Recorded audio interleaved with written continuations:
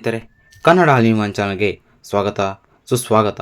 ಗೆಳೆಯರೆ, ಇವತ್ತಿನ ವಿಡಿಯೋದಲ್ಲಿ ನಾವು ಬಹಳಷ್ಟು ಜನ ಕಾತುರದಿಂದ ಕಾಯುತ್ತಿರುವ ರಾಮ್ ಚರಣ್ ಸರ್ ಅವರ ಹೊಸ ಸಿನಿಮಾದ ಪೆದ್ದಿ ಮೂವಿ ಬಗ್ಗೆ ಮಾತಾಡೋಣ.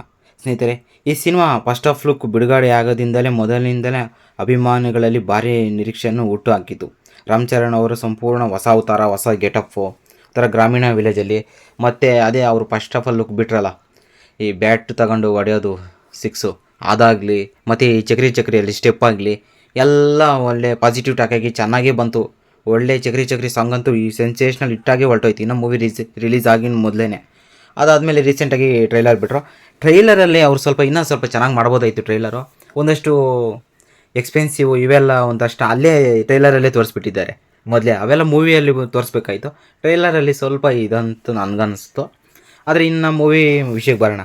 ಸ್ನೇಹಿತರೆ, ಈ ಒಂಥರ ಗ್ರಾಮೀಣ ಇದಿರ್ತಲ್ಲ, ಅದನ್ನು ಗ್ಲೋಬಲ್ ಮಟ್ಟಕ್ಕೆ ಎತ್ಕೊಂಡು ಹೋಗೋದು, ಮತ್ತು ಈ ಕ್ರಿಕೆಟ್ ಆಡ್ತಾರಲ್ಲ ಅದ್ರ ಬಗ್ಗೆ, ವರ್ಲ್ಡ್ ಚಾಂಪಿಯನ್ಸ್ ಬಗ್ಗೆ, ಮತ್ತು ಇದರಲ್ಲಿ ಕುಸ್ತಿಯಲ್ಲಿ ಅದು ಮಾತ್ರ ನೆಕ್ಸ್ಟ್ ಲೆವೆಲೇ ಇದೆ.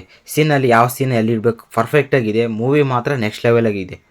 ಫಸ್ಟ್ ಹೇಳ್ಬೇಕಂದ್ರೆ ಫಸ್ಟ್ ಹಾಫ್ ಅಂತೂ ಫುಲ್ ಇಂಟ್ರೆಸ್ಟಿಂಗಾಗಿ ಹೊರಟೋಗ್ತೈತೆ. ಫಸ್ಟ್ ಹಾಫ್ ಫುಲ್ಲು ಇಂಟ್ರೆಸ್ಟಿಂಗ್ ಹೋಗ್ತೈತೆ. ಸೆಕೆಂಡ್ ಹಾಫ್ ಸ್ವಲ್ಪ ಅಲ್ಲಲ್ಲಿ ಸ್ವಲ್ಪ ಸ್ಲೋ ಆಗ್ತೈತೆ. ಅದು ನೆಕ್ಸ್ಟ್ ಕ್ಲೈಮ್ಯಾಕ್ಸಲ್ಲೆಲ್ಲ ಫುಲ್ ಕವರ್ ಮಾಡೋಕ್ಕಿರ್ತಾರೆ. ಅದು ನೆಕ್ಸ್ಟ್ ವಿಷಯ. ಫುಲ್ ಕವರ್ ಎಲ್ಲ ಮಾಡೋಕ್ಕಿದ್ರೆ ಮೇಯ್ನಾಗಿ ಈ ರಾಮ್ ಚರಣ್ ಅವರು ಈ ರಂಗಸ್ಥಳ ಮೂವಿ ಇದೆಯಲ್ಲ, ಅದಾದಮೇಲೆ ನೆಕ್ಸ್ಟ್ ಚಾನ್ಸ್ ಸಿಕ್ಕಿರೋದು ಈ ಅಷ್ಟು ಆ್ಯಕ್ಟಿಂಗ್ ಮಾಡಿರೋದು ಸಮೇತ, ಅಂಥ ಆ್ಯಕ್ಟಿಂಗು ಬ್ರಿಲಿಯಂಟ್ ಆ್ಯಕ್ಟಿಂಗ್ ಸಮೇತ ಈ ಮೂವಿಯಲ್ಲಿ ಮಾತ್ರ ನೆಕ್ಸ್ಟ್ ಲೆವೆಲಲ್ಲೇ ಇದೆ ಆ್ಯಕ್ಟಿಂಗ್ ಮಾತ್ರ. ಆ ಮೂವಿಯಲ್ಲಿ ಯಾವ ರೀತಿ ಮಾಡಿದ್ದಾರೋ ಅದ್ರ ಡಬ್ಬಲ್ ಎರಡರಷ್ಟು ಆ್ಯಕ್ಟಿಂಗ್ ಈ ಮೂವಿಯಲ್ಲಿದೆ. ಪೆದ್ದಿ ಮೂವಿ ಮಾತ್ರ ಒಂಥರ ಸ್ಟೋರಿ ಲೈನಪ್ ಆಗಲಿ, ಮತ್ತು ಇನ್ನೊಂದು ಚೆನ್ನಾಗಿದೆ. ಸ್ವಲ್ಪ ಜಾನ್ವಿ ಕಪೂರ್ ಅವರು ಇದ್ವಲ್ಲ, ಅವ್ರು ಸ್ವಲ್ಪ ಸ್ಟೋರಿ ಇನ್ನು ಸ್ವಲ್ಪ ಎತ್ತಬೇಕಾಯ್ತು. ಒಂಥರ ಓಡ್ತಾಯಿತ್ತು ಅವ್ರ ಸ್ಟೋರಿನೇ ಒಂದು ಕಡೆ ಸೆಂಟ್ರಲ್ ಅಲ್ಲಲ್ಲಿ ಅವ್ರದ್ದೇ ಒಂಥರ ವೇಯಲ್ಲಿ ಬರ್ತಾಯಿತ್ತು ಹೋಗ್ತಾಯಿತ್ತು. ಆದರೆ ರಾಮ್ ಚರಣ್ ಈ ಸ್ಟೋರಿಲಿ ಈ ಬುಜ್ಜಿಬಾಬಿ ಅವರು ಉಪ್ಪನ ಆದಮೇಲೆ ನೆಕ್ಸ್ಟ್ ಮೂವಿನೇ ಅಲ್ಲ, ಉಪ್ಪನ ಮೂವಿ ಎಲ್ಲ ನೋಡಿರ್ತಾರೆ. ಅದು ಯಾವ ರೀತಿ ಒಂದು ಮೇನ್ ಪಾಯಿಂಟಾಗಿ ಒಂಥರ ಯಾವ ರೀತಿ ಆ ಕಾಲಕ್ಕೆ ಒಂಥರ ಚೆನ್ನಾಗಿತ್ತು. ಅದಾದಮೇಲೆ ಅವನು ನೆಕ್ಸ್ಟ್ ದೊಡ್ಡ ಹೀರೋ ತಾನೇ ಮಾಡಿದ್ದಾರೆ ಬುಜ್ಜಿಬಾಬು ಅವರು. ಅದೇ ಪರವಾಗಿ ಮೂವಿ ಮಾತ್ರ ಎಲ್ಲಿ ಏನೂ ಆಗ್ದಿರ ಸ್ವಲ್ಪ ಸೆಕೆಂಡ್ ಹಾಫಲ್ಲಿ ಸ್ವಲ್ಪ ಹಿಂದೆ ಮುಂದೆ ಆಯ್ತು, ಸ್ಲೋ ಆಗ್ತೈತೆ. ನೆಕ್ಸ್ಟ್ ಅದನ್ನೆಲ್ಲ ಫುಲ್ ಕವರ್ ಮಾಡಾಕ್ತಾರೆ. ಪರವಾಗಿಲ್ಲ, ಓವರ್ ಆಲ್ ಮೂವಿ ಮಾತ್ರ ನೆಕ್ಸ್ಟ್ ಲೆವೆಲಲ್ಲಿದೆ. ಮತ್ತು ಕ್ಯಾರೆಕ್ಟರ್ಸ್ ವೈಸ್ ಆಗಲಿ, ಮತ್ತು ಇನ್ನೊಂದು ನಮ್ಮ ಕನ್ನಡ ನಟರಾದ ಶಿವಣ್ಣ ಅವರು ಸಮೇತ ಇದ್ದಾರೆ. ಅವರು ಸಮೇತ ಮೇನ್ ಕ್ಯಾರೆಕ್ಟರು ಸೆಕೆಂಡ್ ಹಾಫಿಂದ ಅವ್ರದ್ದು ಸ್ಟಾರ್ಟ್. ಫಸ್ಟ್ ಹಾಫ್ ಎಲ್ಲ ಆದಮೇಲೆ ಸೆಕೆಂಡ್ ಹಾಫಲ್ಲಿ ಅವ್ರದ್ದು ಮೇನ್ ಕ್ಯಾರೆಕ್ಟ್ರು ಸ್ಟಾರ್ಟ್ ಆಗ್ತೈತೆ. ಅವ್ರದ್ದು ಆದಮೇಲೆ ಅವ್ರದ್ದು ಸ್ವಲ್ಪ ಇಂಟ್ರೆಸ್ಟಿಂಗ್ ಸ್ಟೋರಿಯಾಗಿ ನಡೀತಾ ಇರ್ತೈತೆ. ಇನ್ನು ಮೇನ್ ಎತ್ಬೋದಾಯಿತು, ಮೇನ್ ಕೊಟ್ಟವ್ರೆ, ಆದರೂ ಇನ್ನು ಸ್ವಲ್ಪ ಚೆನ್ನಾಗಿ ಕೊಡ್ಬೋದಾಯಿತು. ಕೊಟ್ಟವ್ರೆ, ಪರವಾಗಿಲ್ಲ. ಶಿವಣ್ಣ ಕ್ಯಾರೆಕ್ಟರ್ ಆಗಲಿ, ಅವ್ರ ಆ್ಯಕ್ಟಿಂಗ್ ಆಗಲಿ, ಅವ್ರವೆಲ್ಲ ಸ್ವಲ್ಪ ಈ ವಿಲನ್ದು ಆಗಲಿ ಇನ್ನೂ ಸ್ವಲ್ಪ ಮೇಯ್ನಾಗಿ ಈ ರೆಹಮಾನ್ ಅವ್ರು ಇರ್ತಾರಲ್ಲ, B G M main B G M ಎಲ್ಲರೂ ಮಾತ್ರ ಎಂಜಾಯ್ ಮಾಡೋ ಪಕ್ಕ ಎಲ್ಲರೂ ಎಂಜಾಯ್ ಮಾಡೇ ಮಾಡ್ತಾರೆ. ಆ ಥರ ಮಾತ್ರ ಸೆನ್ಸೇಷ್ನಲಾಗಿ ಬಿ ಜಿ ಎಮ್ ಮಾಡ್ತಾರೆ. ಎಲ್ಲಿ ಸ್ವಲ್ಪ ಸ್ಲೋ ಆಗ್ದಿರ ಬಿ ಜಿ ಎಮ್ಮು ಜಾಸ್ತಿ ಆಗ್ದಿರ. ಮತ್ತು ಅದಾಗಲಿ ಈ ಚಕ್ರಿ ಸಾಂಗ್ಸ್ ಆಗಲಿ, ಈ ರಾಮ್ ಚರಣ್ ಡ್ಯಾನ್ಸು ಆಗೋದೇನೋ ಬಂದೈತಂದರೆ ಥಿಯೇಟ್ರೆಲ್ಲ ಫುಲ್ಲು ಸೌಂಡು ವಿಸಿಲ್ಸು ಡ್ಯಾನ್ಸ್ಗಳೇ ಆಡ್ತಾಯಿದ್ದಾರೆ ಥಿಯೇಟ್ರಲ್ಲಿ ಮಾತ್ರ. ಆ ರೀತಿ ಫುಲ್ಲು ಕ್ರೌಡಾಗಿದೆ. ಮೂವಿ ಮಾತ್ರ ಯಾರನ್ನೂ ಡಿಸಪಾಯಿಂಟ್ ಮಾಡಲ್ಲ. ಪಕ್ಕ ಎಲ್ಲರಿಗೂ ರಾಮ್ ಚರಣ್ ಫ್ಯಾನ್ಸ್ ಆಗಲಿ, ಬೇರೆ ಫ್ಯಾನ್ಸ್ಗಳಾಗಲಿ, ಮತ್ತು ರಾಮ್ ಚರಣ್ ಫ್ಯಾನ್ಸಿಗಾಗಲಿ ನೆಕ್ಸ್ಟ್ ಲೆವೆಲ್. ಯಾಕಂದರೆ ಆ ಥರ ಮೂವಿ ಇದೇನೆ ಅಂತ ಹೇಳ್ಬೋದು. ಮೇಯ್ನಾಗಿ ನಾವು ನಂಬ್ಕೊಂಡು ಹೋಗ್ಬೇಕು ರಾಮ್ ಚರಣ್ ಅವರೇ ಆ್ಯಕ್ಟಿಂಗ್ ಮಾತ್ರ ನೆಕ್ಸ್ಟ್ ಲೆವೆಲಲ್ಲೇ ಇದೆ.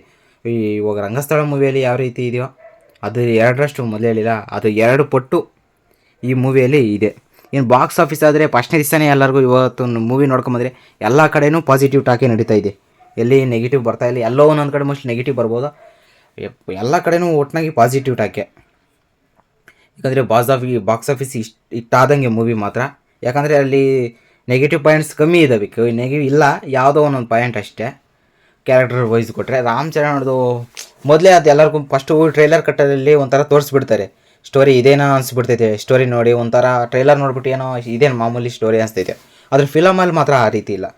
ಡಿಸಪಾಯಿಂಟ್ ಮಾತ್ರ ಮಾಡಲ್ಲ ಫಿಲಮಲ್ಲಿ ಮಾತ್ರ. ಅವು ಇನ್ನೂ ಇಂಟ್ರೆಸ್ಟಿಂಗು. ನೆಕ್ಸ್ಟ್ ಏನಾಗ ನಮಗೂ ಗೊತ್ತಾಗ್ತಾ ಇರ್ತೈತೆ, ನೆಕ್ಸ್ಟ್ ಏನಾಗ್ತೈತೆ, ಯಾವ ಸಮಯದಲ್ಲಿ ಏನಾಗ್ಬೋದು ಎಲ್ಲ ನಮಗೂ ಗೊತ್ತಾಗ್ತಾ ಇರ್ತೈತೆ. ಅದು ಫಿಲಮಲ್ಲಿ ಮಾತ್ರ, ಅದು ಮಾತ್ರ ನೆಕ್ಸ್ಟ್ ಲೆವೆಲು.